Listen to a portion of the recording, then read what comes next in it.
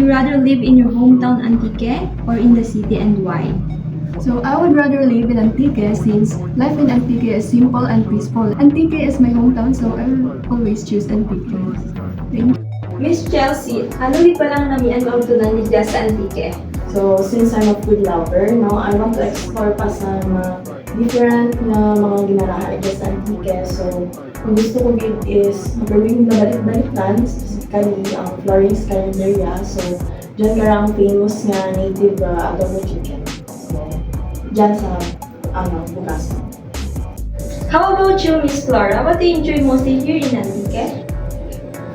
I enjoy most here in Antique, paglagaw sa mga baybay, mga bukid, patas kang aningalan, Marison Island, Nogas Island.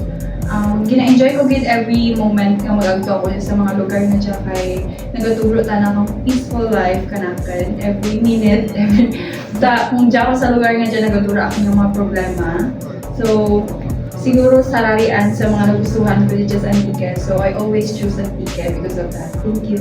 Thank you. Sir, why did you move from Iloilo to Antique?